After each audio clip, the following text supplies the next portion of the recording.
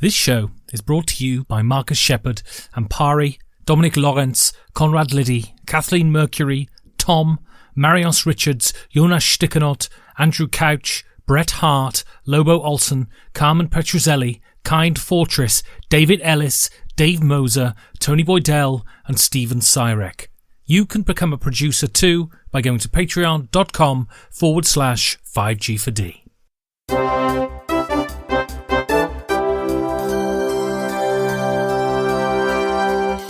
From the kitchen of the cabin, it's the 5 Games for Doomsday news with Ben and Steve. Well, here we are, Steve, end of the first month of 2023, a new hot rockin' news show. I'm already done with this year. Why does the year have to start with winter? It's rough. Seriously. Well, now get this, right? It shouldn't, should it? No. It should start in spring. Yes. That's the beginning of the new year. Yeah, I want to feel a sense of renewal. You know what it is? It's either... Well, it's both. It's what? It's Romans and fucking Christians ruined it for all of us. I don't like you speaking ill of the Romans. You know my special relationship to the Romans. What would your favourite historical thing be? Kissing a Roman? Like a real one? Yeah, like, no, not someone from Rome, like an ancient Roman. Like I would dig up a dead ancient Roman. No, you'd go back in time. How would I go back in time? And there'd be Julius Caesar. I've got the plans, but I'm not going to tell you. Okay, so I have a time machine. Yeah. And what I'm going to do with the time machine is go back to ancient Rome to kiss a Roman. Yeah. I would do some kind of Marty McFly thing. Which Roman would you kiss? No, Ben, if I had a time machine, I'm into ancient Rome, but this is a ridiculous premise. Which one? Julius Caesar? Augustus? I don't think one of the men, per se. You fucking liar. But do you think if I entered that culture, I would have to sort of assimilate, integrate, into the milieu, right? Dickus. Probably there's a Julia and Octavia. There's Olivia. Belendius. Boy, you really want me to say that I would go back and kiss a man, don't you? Why? Ben? I don't demand that you go back in time to ancient Rome and kiss a man. Why would you harp on this particular subject? I just think you would. That's all. Why? Anyway, so let's get on to the Patreon backers. So yes. Now, this is interesting. We've got an aristocrat back to the podcast, Steve. You know an aristocrat? I don't, but they backed the podcast. Have you ever seen The Aristocrats? I have seen the film, yeah. So, do you think of this person when watching that film? Yes. Does that person come to mind? That's what aristocrats used to do anyway. Yeah, I mean that's eat poo and that. I mean, like you, I'm not from the upper class. Do you know what my least favourite word is? It's only in the context. You told me recently. When adults use it. An American adults use it all the time, and it drives me up. Purchase. No, it's not purchase. I don't like the word, but it's not my least favourite. Your least favourite word? Poop. Why do you say poop when you're a grown fucking adult? I don't say poop. No, a lot of Americans do that. I use the poop emoji sometimes, though. It's not a poop emoji, it's a shit emoji. Well, what's it called? It has a name, right? John. I think it's called poop. Well, I don't call it poop because I'm not a baby. So you would characterize it as a shit emoji, even though to type it in, you have to type poop, to search for it. Although, to be fair, I think if you type in shit, it would come up. I think they both work. Emoji, I think they both work. So people, if you listen to this. How to about poo? I mean, I do it ironically. I say poo ironically. What word would you use if you don't want to use profanity? Sorry, I'm talking to the... Wrong person, wrong question. Anyway, so, as I said, we've got an aristocrat here. Yep. After that sidebar. Yep. And you've got to give him a name. Are you sure it's my turn? Now, he's bid a lot. Wait, can I ask you a question before we head down this whole news route? Yeah. Are you going to ask me in 10 minutes to pick a fucking random number for no reason whatsoever because you're just going to generate one anyway? Let's not spoil the episode for the listeners, Steve. So he's backed for 40 DKKs. What's that mean? That would be a Danish kroner? That's my guess. Is it a kroner or a krona? Or is it dead Kennedys? Or a crone? The dead Kennedys have their own sort of cryptocurrency. Yeah, I think so. So it would be dead Kennedy Krugerrands, probably. Right, absolutely. So he's an aristocrat. How do you know he's an aristocrat? Because he's a faun. What? He's a faun. Oh, okay, I see. You're going by the name. Joel Berg von Linder. Joel Berg von Linde. Exactly. Joel Berg Von Linde. Can I see it? Yeah. That's a hell of a name. Oh, I see. So he could just be like Joel Berg, but he's got like the von Linde. Which means he's an aristocrat. Right, because that's probably like some piece of land. Yeah. The problem is I don't know like where the nickname fits. Joel Berg von Meat. I mean, since he's an aristocrat, I want to stick a gold in there, and let's call him Joel quotes Gold Berg von Linde. There we go. Very good. And our second one is someone who's re-upped after being away. How much is 40 DKKs? I've no idea.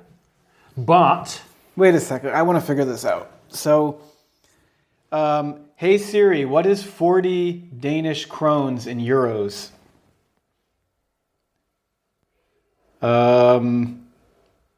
5 euros? 5 euros. It's all right. Yeah, you get access to the. So Joel will be listening to this. Yeah. Well, this goes on the main feed, as you know. Why do you give this stuff away? Because it's a news episode. News is about servicing the public. Yeah, but we don't really actually do any news. Yes. You don't do any, but I do interviews which get inserted into the fucking show. I work for this shit. Those are just I just don't sit there and pretend to be intellectual. Oh, it's news because in these interviews you like ask them about like upcoming projects and all of that sort of stuff. I see. I love the way you fucking listen to the podcast. I listen to it. I listen to it at 2x on my way to work to stave off the crying. Okay, so the next one is someone who's re-upped, and it's someone we know, Jam on Toast. So what do you mean re-upped? Well, they were a Patreon, and then they left Berlin. They were a Patreon or they were a patron?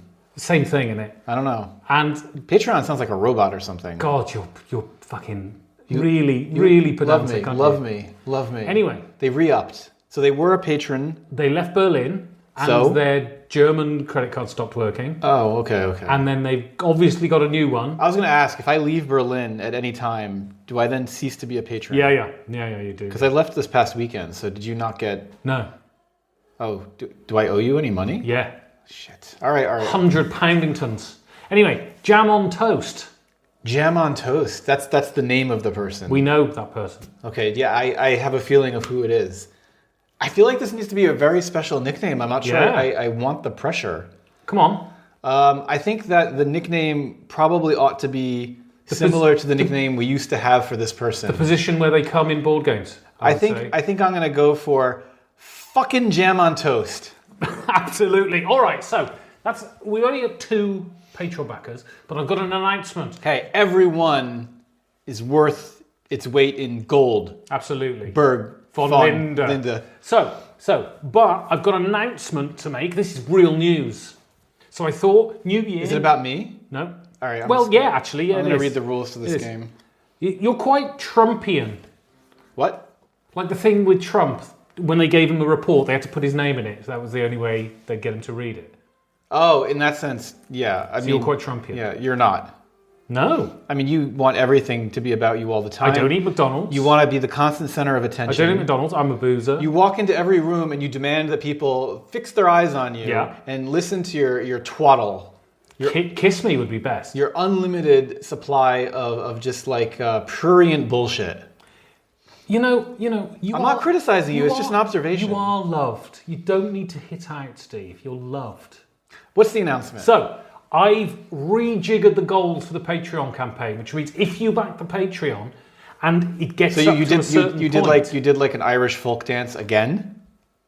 Rejiggered. Yeah, rejiggered the goals. All right, so...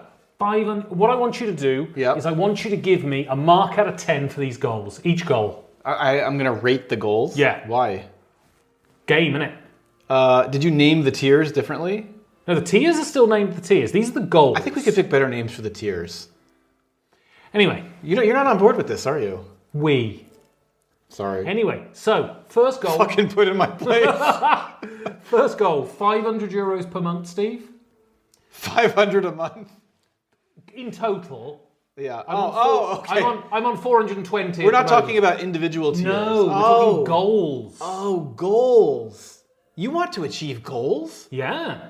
This is fucking amazing. I've been telling you to try to achieve goals for like how long? I mean, it would be amazing if you pledge €500 a month. But anyway, €500 No. I want to do a €500 a month tier right now. Let's brainstorm it. What do you get for €500 a month? What are you willing to give of yourself? You did promise a nude photo every month. So first thing you get is a nude photo. Of you. Of Of you. No, if I pledge $500 a month, I don't need a nude photo of myself. Come on, you're telling me you're not onanistic. So you're offering to the patrons Yeah. a nude photo of me. Yeah, every month. Every month. Yeah. If they pledge €500. 500, it's a bumhole photo as well. I don't think you're taking this exercise seriously. Anyway, right, goals. I want you to give me, out of 10, 10 being the best, 0 being a terrible idea, on these new goals. Okay, $500 a month. 500 per month. At €500 a month, Steve and Ben will start a 5G4D movie show where we look at movies that feature games and assess them for their appeal to the gamer.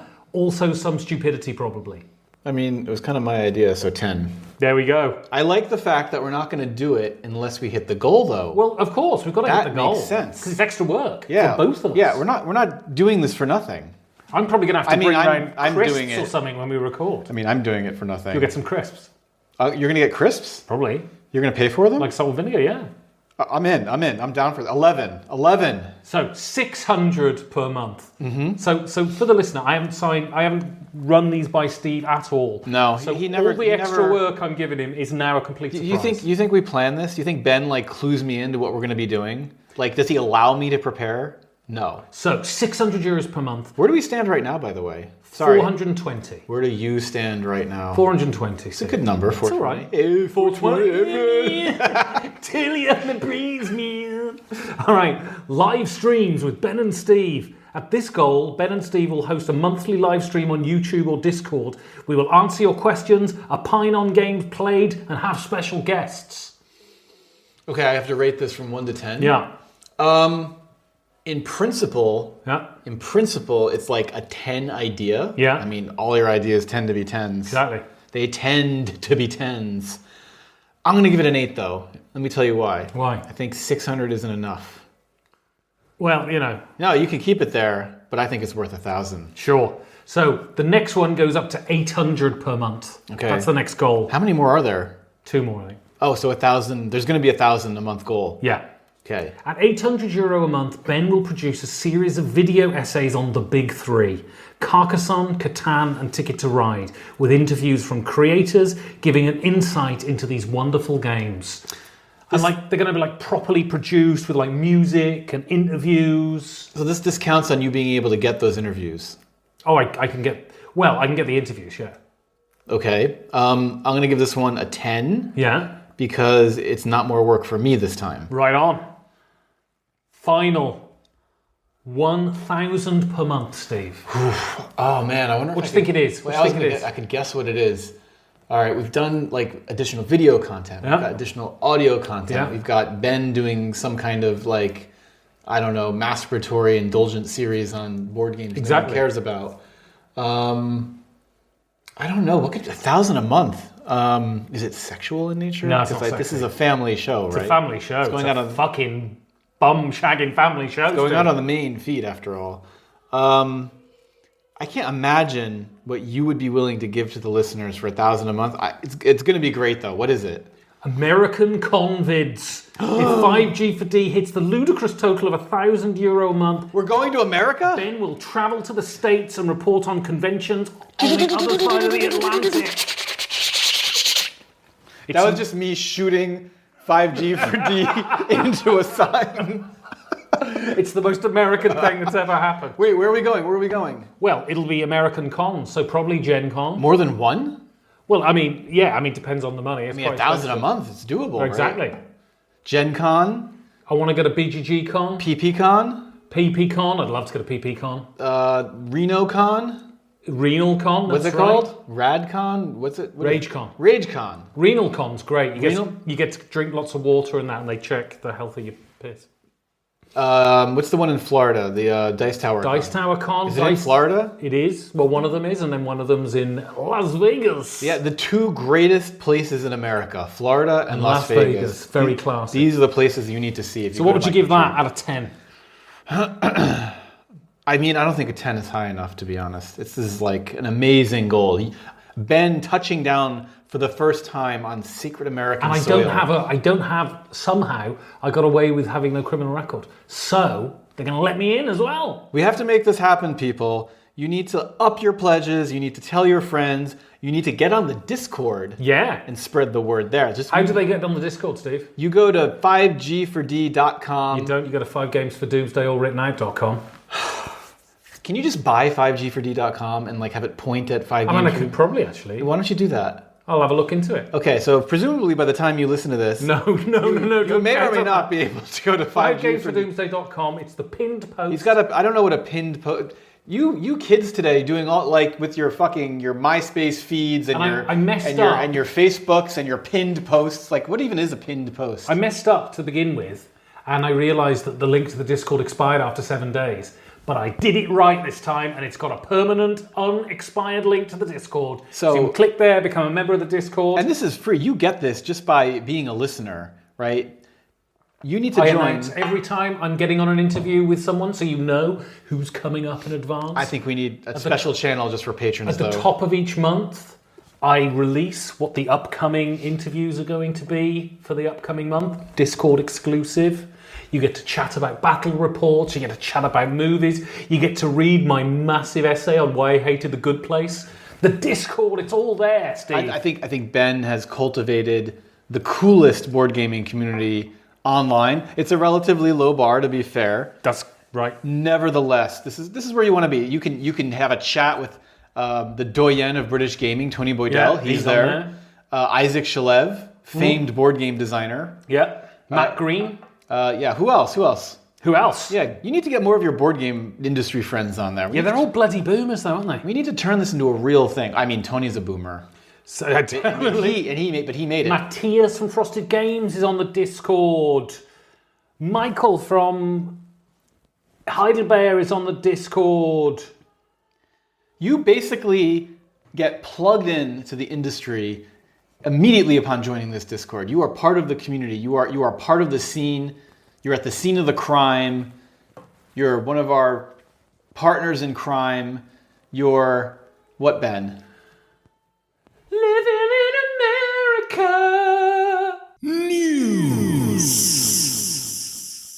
So, we're here on the news show with Keith Mateka, the head of Thunderworks Games. And if you want to know where the name for the company comes from, listen to Keith's interview on the show.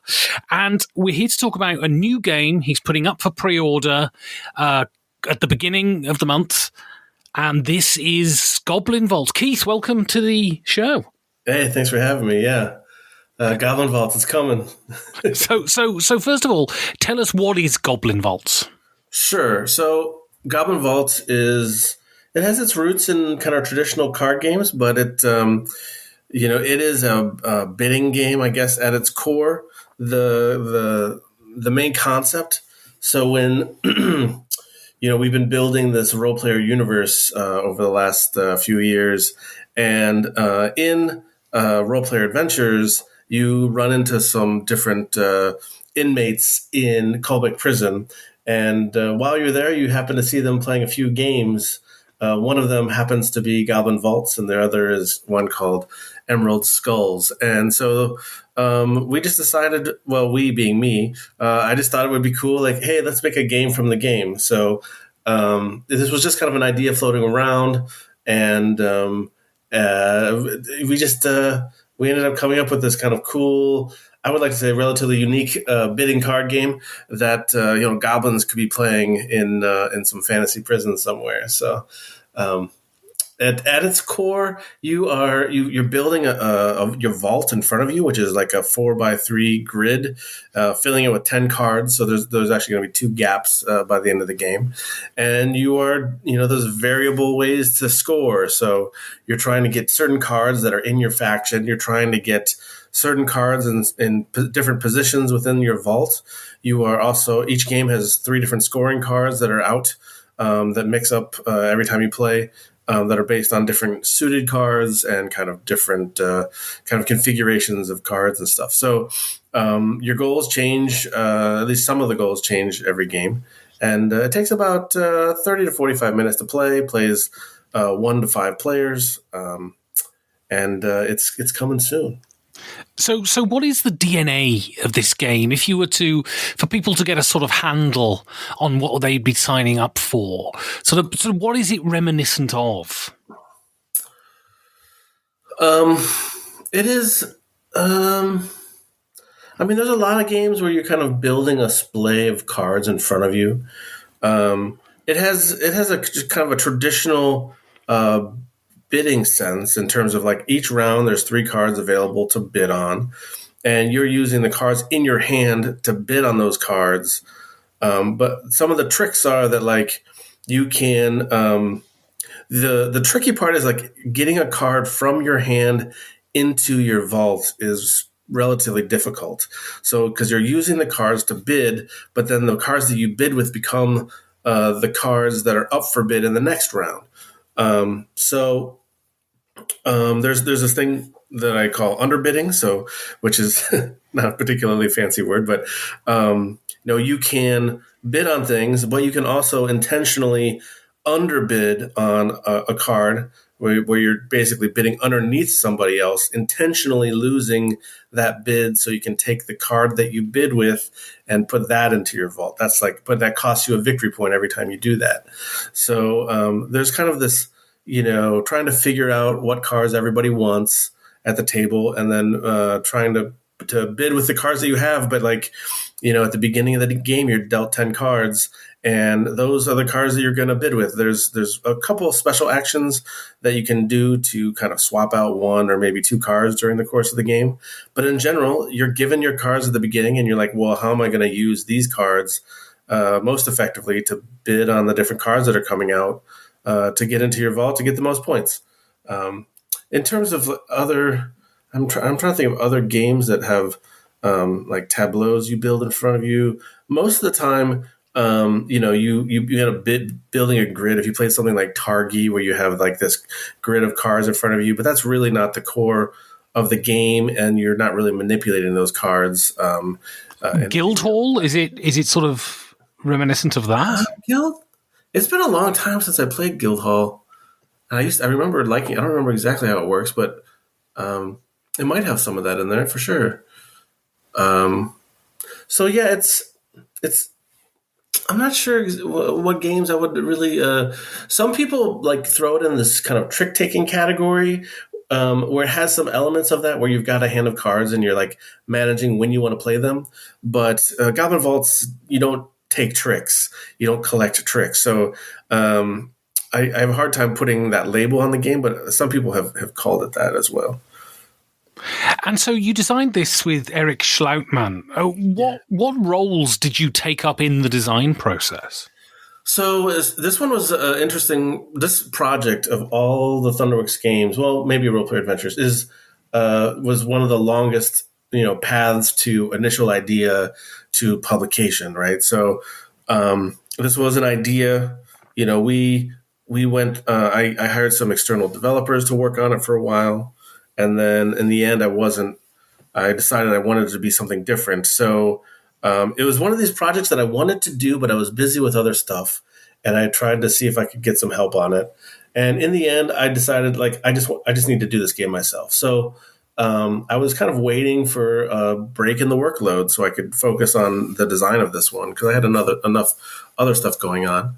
And Eric Schlautman is a good friend of mine. He actually was before I quit my day job and did Thunderworks full time. He was my office mate at Raven Software, and he actually did a lot of development and playtesting of the original Role Player when I was kind of still.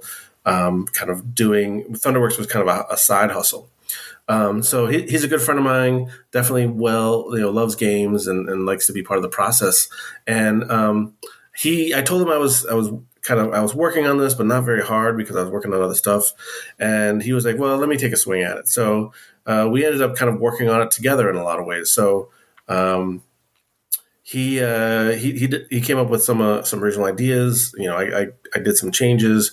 We kind of worked back and forth and did a bunch of testing, and eventually got to a point in which I thought we found something that was, fun and relatively unique. I mean, I think the kind of traditional card game space, there's there's so many card games out there with a traditional deck. I mean, Goblin Vaults is not a traditional deck, but it's close. But it took us a while, and we found something that we thought was fun, and we just kind of worked on it together. And he kind of helped motivate me to find the time to work on it. So that it was a fun project to work together again. After we worked closely on Role Player and kind of reconnected after the pandemic and started working on some game designs together. And this game came out of that. So. That's kind of Eric's role, and I look forward to working with him on projects again in the future. And so if you look at the credit to Goblin Vaults, you've got 4 artists credited on it. What did the 4 different artists do? So, I mean, what the illustrators for the game, Diego Sá, he is a Brazilian illustrator. He did the cover and the goblin illustrations, the faction illustrations. Those are kind of the new pieces of artwork. And then there's 3 other artists, Lucas and Victoria, and I forget what the third one is. But so those Rainer. are artists. I'm sorry, what was that? Rainer. Right, yes. So those guys did artwork for Role Player Adventures. And those in the center of each card, the suits of each card are using actually artwork from Role Player Adventures. So those pieces of art were done for another game, which we then kind of repurposed for this one because they're just like great simple images. We've got the kind of sketchy look about it.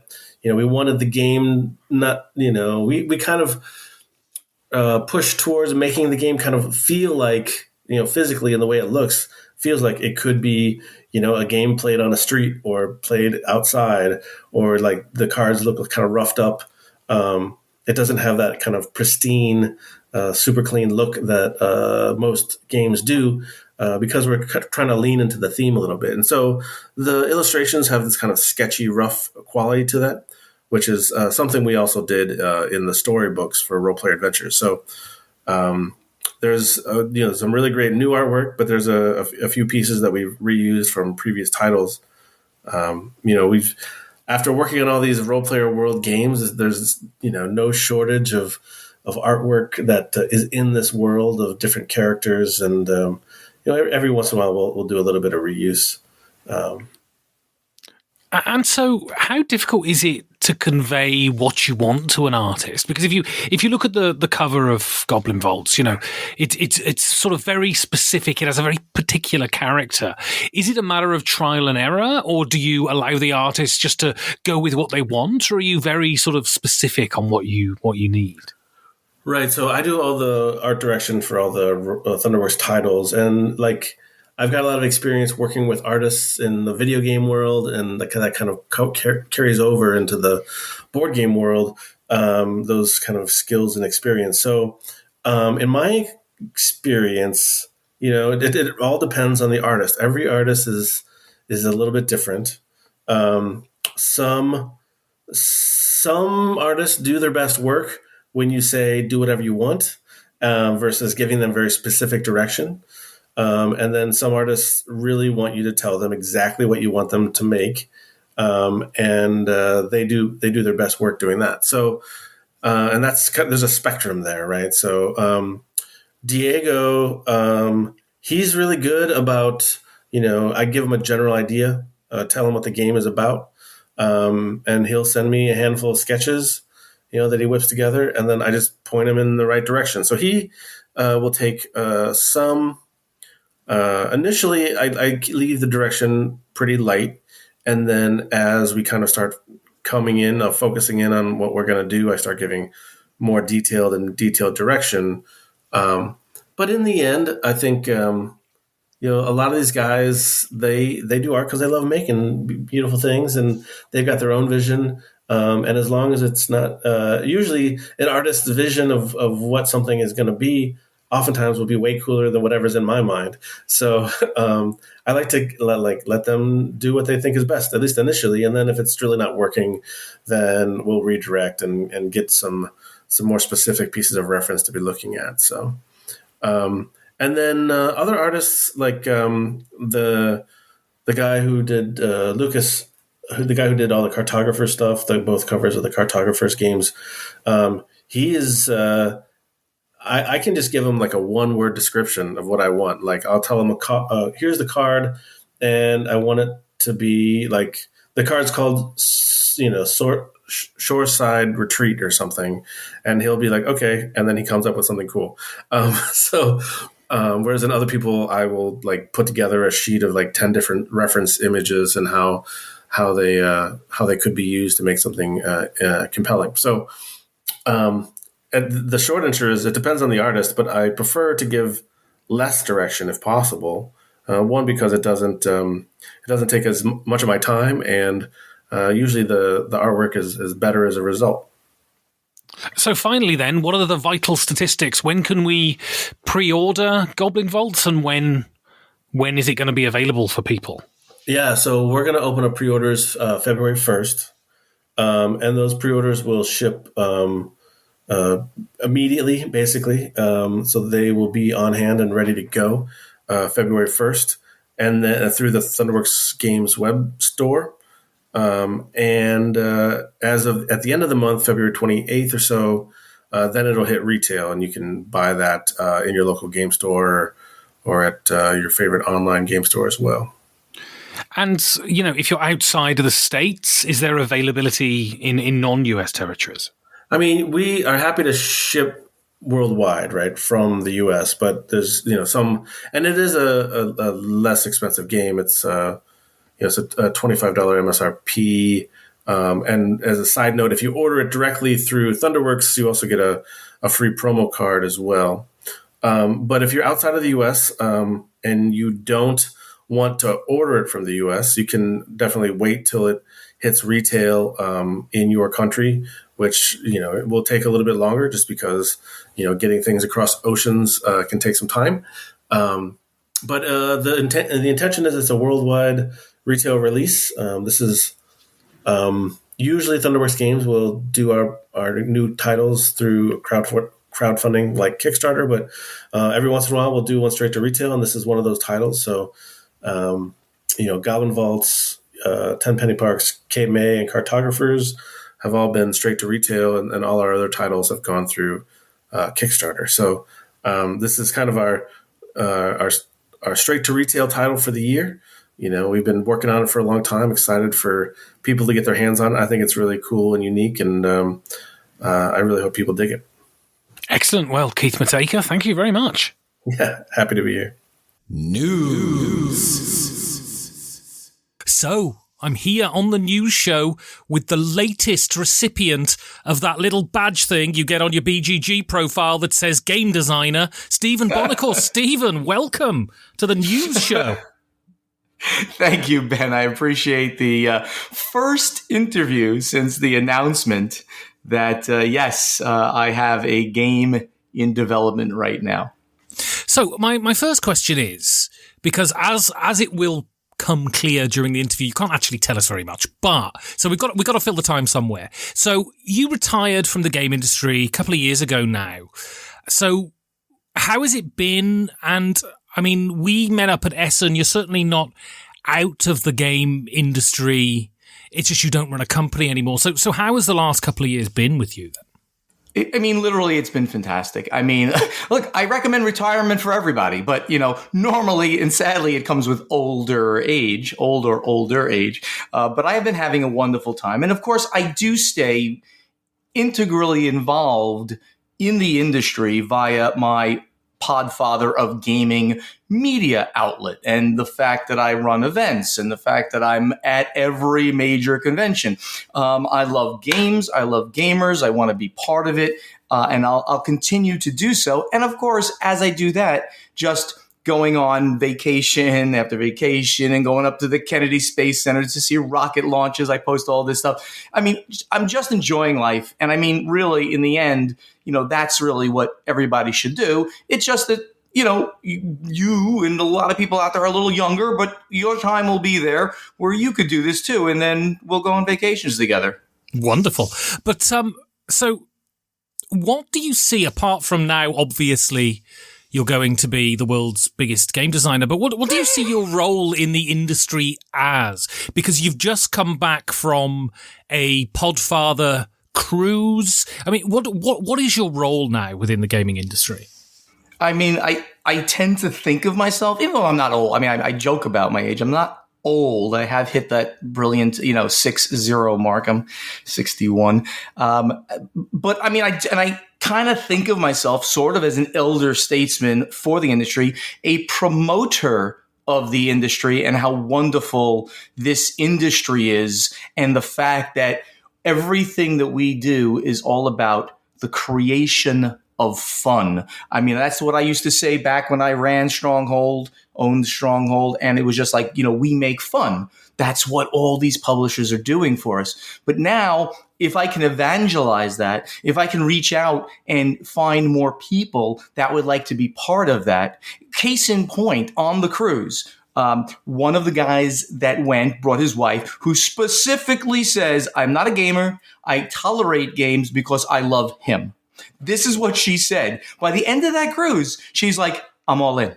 Because we showed her that it's not about bringing out a 3-hour game or something like that. It's not about slogging through rules. But when you have active participants in our wonderful hobby who want to bring you in, who want to sit down and play a 20-minute game, a half-hour, an hour game, and explain the rules and take you through it nice and slowly so that you grasp everything and you just have a great time socially as well as a game experience. It's all part of the same thing. Then you're going to win over more gamers. So she was totally sold on this, and now she's like playing games with her husband like crazy, and she's so excited about everything, and she's going to come back to any events that I run because it was so much fun socially for her. And so on this then, you're being an enthusiastic observer. How do you see the state of gaming at the moment, especially, the transition from the pandemic back to some semblance of normality? On my podcast, Board Games Insider, which... Hey, no pimping other podcasts on my show. Which I do with good old Ignacy over at Portal Games. We do an annual predictions episode. And one of the things that I'm going to predict is that Gen Con, which is the largest North American convention, and, obviously comparable, though a little bit smaller maybe than Essen, but comparable certainly in its impact and scope. It will be not only back to where it was in 2019, right? The current high water mark for events, but it will exceed it.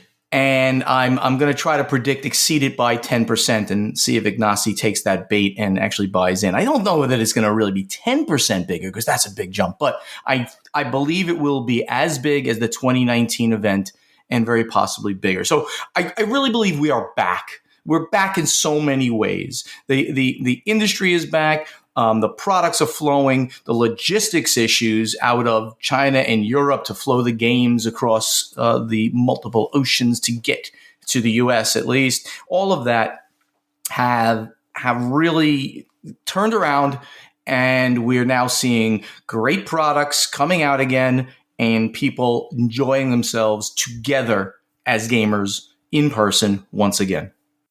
So I live in a country, I live in Germany, and it's a country that has seen the folly of being too dependent upon a country that has questionable leadership. And I'm talking about Russia here and the energy crisis in Germany. It could be argued that China has questionable leadership that could be planning to do something that is even bigger than the Russian invasion of Ukraine. Do you think gaming needs to wean itself away from Chinese production? Not just on moral grounds, but on purely logistical grounds, because if China goes into Taiwan, then of course we're not going to be able to work with China anymore. Do you think that's a prudent thing for gaming? The sanctions will be as hard, if not harder, on China if they did such a thing, because they're definitely a force to be reckoned with on the world stage militarily, and they can, in all likelihood, take Taiwan. God, I hope that, of course, doesn't happen. It would be a travesty of, especially with what's now going on in Europe. Now we have to have this same, I don't want to curse, BS now in Asia as well, with the free peoples of Taiwan. So do we have to? I mean, the game industry is such a small microcosm. There's both a moral issue, and then there's the should we do this? Certainly, gaming is about making people happy and inclusive. It's not like we're we're in an industry where we're, I don't know, making rockets and bombs, and we're doing something good for the world. Certainly the markets that we can serve the most. And that includes actually many countries in Asia, including China. Almost every game company sells into China. So I had actually predicted last year on my podcast that somebody would make an announcement that they would remove all production from China. It did not happen, probably because of all the other crap that's going on in the world, in Europe, especially with Russia and the Ukraine.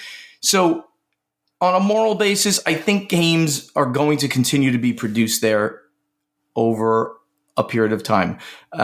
If the worst case scenario occurs and China does invade or interdict badly in Taiwan, sanctions will hit. People will be forced to do new things. There is production capacity in other places in the world, and I am sure we'll still have games flowing. They will be produced mostly now in Poland, in the Czech Republic, in Germany, the Netherlands. Those are probably the next 4 countries that have the most production facility for board games, with the largest companies who are doing games outside of China. Very tough question. I hope in my heart that we'll continue to keep the status quo, and that we can continue to bring out great games, because if we do have to shift over to a European production, costs are going to go up, and that means costs to the gamers are going to go up. But we will. I mean, even if there wasn't sanctions, then companies would. Or could it mean the end of frankly ludicrous components? Games like Castles of Burgundy, that frankly the big production that's completely unnecessary. The end of that. I mean, obviously I'm putting my cards on the table here. That is something I would be quite happy about. But is it the gamers are going to pay more, or the productions are going to be more modest? That is a very good question, and I think the answer will be both. The standard game with, wood, cardboard, cards, that kind of thing will go up, so the price would go up most likely. But we will see a cessation of the, call it ludicrous components. We'll see a cessation of miniatures in games where they're not really necessary, where you can put a cardboard standee or a chit. You're going to see a big problem, very big problem, with companies that need to make miniatures. Take GW, right, as probably the biggest example of that. Or any company basically that is out there making lots of miniatures for their games. All of that gets done in China. And if this all happens, and we're really bringing down the podcast here, Ben, but if this all happens, there'll be a material shift in many ways, but plastics will be the biggest hit. So yes, you're correct. It will take a big hit. So we'll stop this brief episode of Board Games Insider and move on to Stephen Buonocore, the designer. So without giving away things that you're not allowed to give away, I mean, how did it end up that, someone who was, a champion of board games, a producer of board games, I'm sure a developer of board games, ends up becoming a designer of board games? There'll be a great story that I can tell later on, but I'll give you the short that I can tell you. Literally, I got a call from Jeff Engelstein in the mid-summer of last year, of 22. And he said, did you ever think about designing a game? Would you like to design a game with me? And I was like, I am not designing a game with you. You're a hack. Obviously joking, because I think Jeff is a freaking genius in every way. I mean, game design is just one of his millions of talents. Right behind me on my shelf, you can't see it, your audience can't see it, is Jeff's book. So he literally wrote the book, The Building Blocks of Tabletop Game Design. He wrote the book with Isaac Shalev on game design. I mean, it contains every mechanic ever done with examples. The guy's astonishing. He really is. Now, he's had some decent commercial success, not of the levels of the Alan Moons and the Klaus Teubers and Richard Garfields, of course. But he's been successful in design. And when he asked me, I was like, I'm going to get to work with a very, very good friend of mine and someone who I consider absolutely a great designer. So it was a layup. I immediately said yes, and we started immediately on doing this. So, can you tell us something about Office Dog, which is the company that will be publishing your game? It's a new imprint of Asmodee, but I think people are probably a little bit in the dark as to what it is and what kind of publishing house it is. Yes. So Office Dog is the newest imprint, and they basically opened up the shop. Unlike when they go out and they buy one, right? They buy plenty of game design houses out there, and they buy games. But they opened up Office Dog to be the imprint of Asmodee that specifically would go out, find outside designers who could put games into the many IPs that the company has. So we endeavored to look at that and say, we can do this game possibly based on one of their IPs, and we will then pitch this. And after not too long, we did, and they loved it. I interviewed Luke Peterschmidt at Origins. They had literally just announced Office Dog right before Origins. And I'd like to say I was the first person, I assume I was the first person to interview him, the new head of studio at Office Dog, because, they announced it, and I immediately found a guy that knew him so that I could go find him. He didn't have a booth there or anything. He hung around the Asmodee booth, took some meetings, of course. And that happened back in June of 22, and by, let's say, late August or September, we were pitching a game to him. Those two incidents are not related whatsoever. It's simply that I met him, we interviewed him for my channel, The Podfather of Gaming on YouTube, and then Jeff independently came and said, want to design a game? I have an idea. So we did it, and it has now been signed, and we are very excited by this. So I contacted you when you announced it on your Facebook page. I contacted you and you said, well, I can't tell you anything because I've signed an NDA and I won't be able to reveal anything for months. So what can you tell us? I think I just told you just about everything that I can tell you. Co-design with Jeff Engelstein. The game will play in, I hope I'm allowed to say it, the game will play in 45 to 60. I guess that'll be the box time. It will be a multiplayer game. The number of, it's not a two-player, it's X number of players, probably 4 in the box. Who knows? Maybe they'll want to have a 5th. We're not sure about that even, right? So there's all kinds of questions because we're not at the point of making the game yet. We're still in development. It's something that is, there are several things in it that are near and dear to my heart that I hope, the love of the design and theme will come through in the game. So my final question then is, how excited are you to, in the future, within the next year, 18 months, to have a box with your name on it as accredited designer of a game? That's a great question, because I have my logo on literally 200 games, and game base expansions, mini expansions. Stronghold Games, did a lot, and that was, of course, I'm very proud of that, and I obviously was able to retire because of that. I also have my name inside on almost every one of those things where it says product manager, production manager, Stephen Buonocore, or something like that in the credits at the end of the rule book.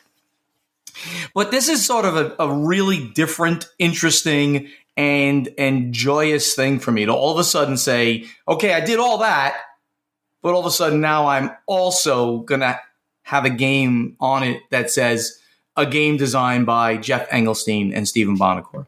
I think that it should be Stephen Buonocore and Jeff Engelstein. B does become before E. Don't you agree with that? I think it should be the other way, but I think I'll let Jeff take. Doesn't G come before S? I'm no alphabet expert, but Engelstein, Buonocore, I don't know. But no, it is very, very exciting to have this happen. It is relatively serendipitous that it happened.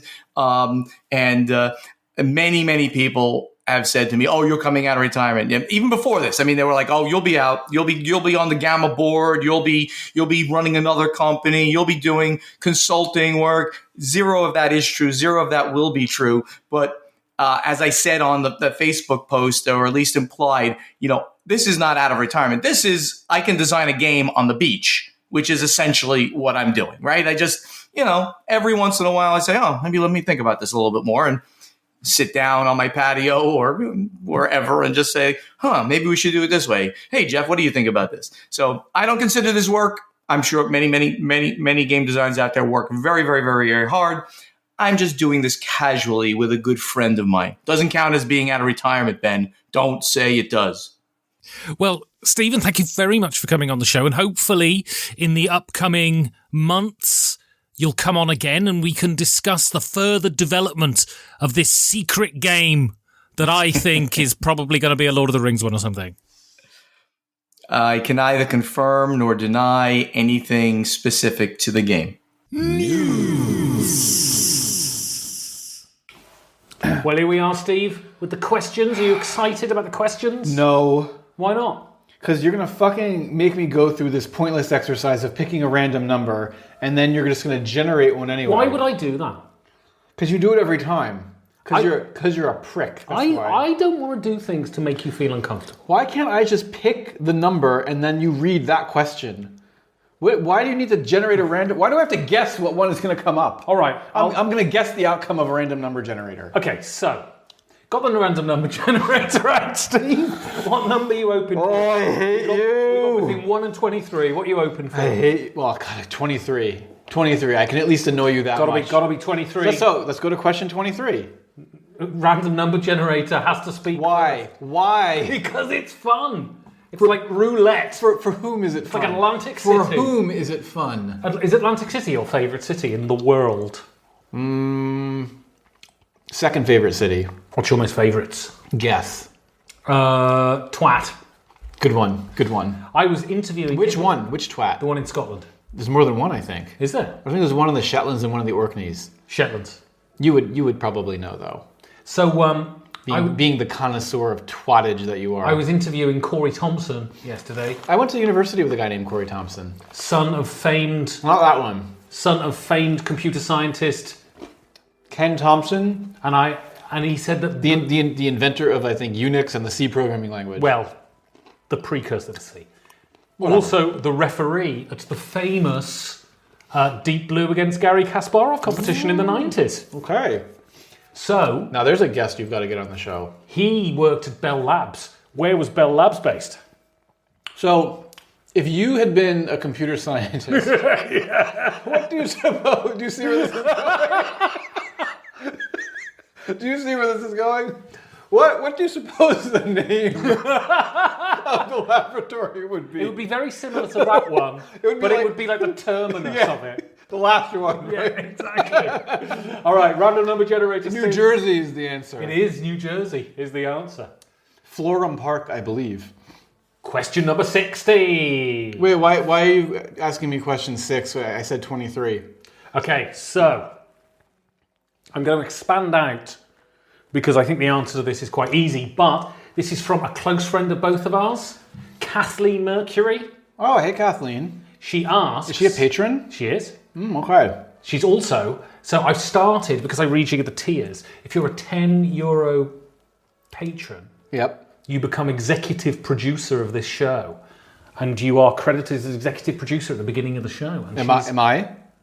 You're the host of it. You're in the bumper. You've got the music underneath. But what do I get? I'm still a patron. You get the fame, the adulation, people talking to you on the Discord, people wanting to be you, Who wants to be women me? wanting to bed you. Well, okay. I mean, if that's the case, are there any actual women on the Discord who've said anything yet? Not about sexing you, Yeah, no, but no. I know they're thinking about it. Okay, So, Kathleen, she's a producer now. she is. Wow. EP. Thank you, Kathleen. She asks, who's the better player? Like, Now, what kind of player? ER, not A. Yeah, okay, Steve. okay. So, Thank you for clarifying that. That was my first question, of course. I'm always saying, and you think this is very condescending, I'm sure it's going to be very condescending. that you are a fantastic player of games because of the sensibility that you bring to the table. So, for me, the enjoyment I get out of games, because I know that I was speaking to Corey Thompson again last night, and he was saying look at me, I know Corey Thompson. how bad he was at games. And I said, I am too, and I end up playing with a load of objectionable, nerdy computer programmer twats who think in systems, and so are very good. But for me, the way I've managed to... So the first time I played like a heavy Eurogame with people who have those kinds of minds was the first time I played Trajan. And I was basically lapped. Yeah. And I put Trajan on the shelf, and I didn't play it for like 2 years because I was so demoralized. I can't play with those kinds of people either, though. But I worked out a strategy, which is I set myself goals, and if I meet those goals, I get the satisfaction. I don't necessarily win, though sometimes I do. Wayfarers of the South Tigris being the latest example of where I whooped your fucking crappy ass. Yeah, I mean, you're definitely like a modest winner when it does happen. Hey, you've got to make hay while the sun's shining, baby. Yeah, I mean, in our group, depending on who's at the table, I'm not like that likely to win. I mean, we've got, Teresa, and we've got very good. Satan. Yeah, he's erratic, but when he's on, he's on. Fucking jam toast. Yeah, very So, good. depending if I'm playing with one of these people, I'm not likely to win. So I actually do this kind of goal setting thing too. So if good player means who's more likely to win, I think there are some games where you're more likely to win. There are some games I'm more likely to win. Like you're very good at like little card games. All right then, so... But I don't know if that makes you a better player. I'm trying to disrupt this whole idea of better player as someone who sits there and like APs the whole game to death until the whole table is miserable. But like, what are you bringing to the gaming experience? Because that's what we're always about, the gaming experience, not just who's better at scoring points. This is the point, right? Games... So none of us are earning money when we're sat around a table playing a game, right?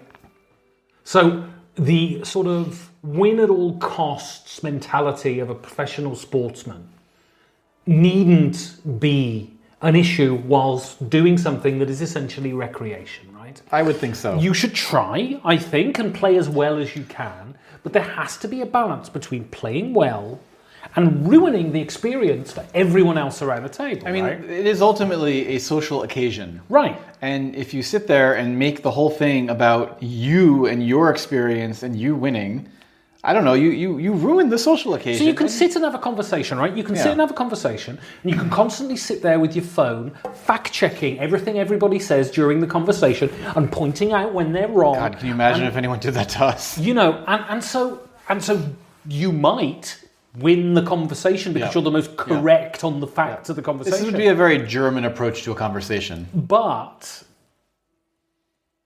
you're ruining the experience for everyone. And like, what is the long view here? I mean, are you likely to get these people to play with you again in the future? I mean, there are loads of people that we've like played with randomly at game nights, and we've decided like never that guy again, never her again, never them again.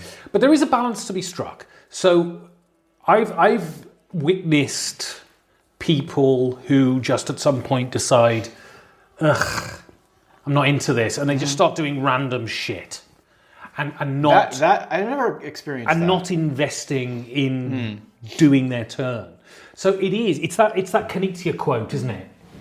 Winning has to be the goal of play, but it's not the most important thing or something. I don't like that behavior. The other behavior I don't like, even more than I don't like the sort of win at all cost mentality, is this kind of like self-pitying, like, well, I don't even know what's going on here. I'm just like I'm having a terrible time. I don't even know what to do. There, I'll just do that. Blah, blah, blah, blah. This like sort of moaning. Moaning. I've fallen into it too on occasion. But the thing is, you like moan so often about everything. It's like you don't even notice the difference. Well, exactly. It's like white noise at this point. Yeah. So the thing is, we have managed to maintain a gaming relationship for over 5 years. That's something, huh? And it doesn't feel like we're particularly tired, especially as we record this, we're about to go and jump into horseless carriage. It doesn't feel like we're particularly tired of each other's gaming company. So who's the best gamer, Steve? I think we're the best gamer, Ben. God. All right, next question, Steve. What number are you looking for on the random number generator? I know you love doing this. What are you looking for, Steve? Between 1 and 22, what are you looking for? Why don't you guess the random number? Because it doesn't like make a difference. Number 9. Oh, it's number 11. I was nearly there, Steve. Oh, you didn't win nothing. So, number 11, Steve. We're Not Wizards. From Richard at We're Not Wizards.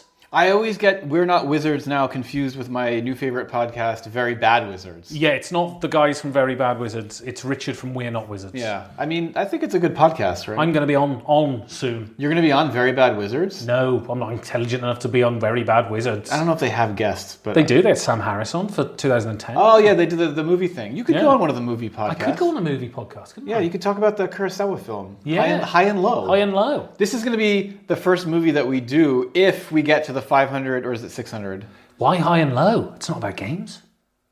Oh, they all have to be about games. They've got to have games in them. There's probably like a Go board in the background. We should do the classic, should be the first episode. Clue. No. Jumanji. No. Last Year at Marion Bad. The Seventh Seal needs to be the first I've never actually seen it. Nor have I, which is great. All right, so have you ever been tempted to grow a Gandalf-length beard, you dirty wizard, is what he asks. Tempted? Is this? Do I have to answer this first? Yeah, if you want to. No. Why not? I think I've been tempted to like go for long periods of time. Is it because you're a straight lamer? I think I've been tempted to go for long periods of time without trimming my beard. Is it because your favourite drink is conformity? How long do you have to like wait for the beard to get Gandalf length? So I've grown a beard. Last time I had a big beard, that's about 8 or 9 months worth of growth. And it was nowhere near. And I was absolutely over it by the time. Mine just kind of like thickens and curls up. It doesn't hang down. I think it needs to get to critical mass where gravity then starts to work on it. And that seems like years, no? Yeah, probably. I don't know. There's something about white hairs. You have more of them, so you would know better than I do. Loads. I'm basically Father Christmas. They're like a bit more brittle than like normal young guy hairs like what I have. Yeah, that's right. So maybe they have a tendency to hang down a little bit more. Yeah. So you could try this experiment. That's why old men's testicles hang to their knees, because the white hairs pull the testes down to the knee balls. Yeah, maybe you should be the one offering the naked photos. So you can see my knee balls. Yeah. Anyway, so 1,100 euros a month. Close-up photos of my knee balls. Yeah, so Why have you got a beard, though? It's a good question. Why have you got a beard? I've never seen you without a beard. I shave mine off every so often. I've never seen you shave one off. I wonder which Ben I like better. I feel like the Ben with a beard is like a sort of friendlier, more approachable, amiable, more fucking bellend. more accessible Ben. Yeah. Less likely to like get angry for no reason whatsoever. That's right. I rarely do. No, not to like sort of go off on one of these like ridiculous, self-pitying, morose episodes that you like to do once in a while. How dare you? So at this point, I have a beard, I think totally out of habit.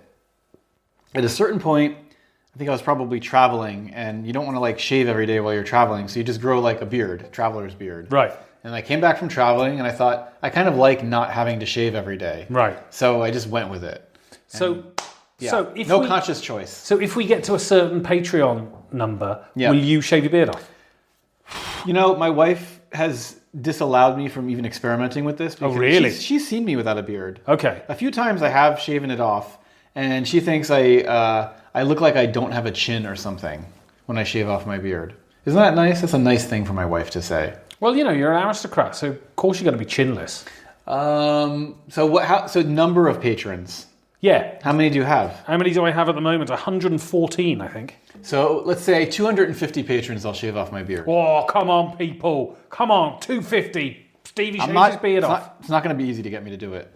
So if every single existing patron goes and finds one additional person to be a patron.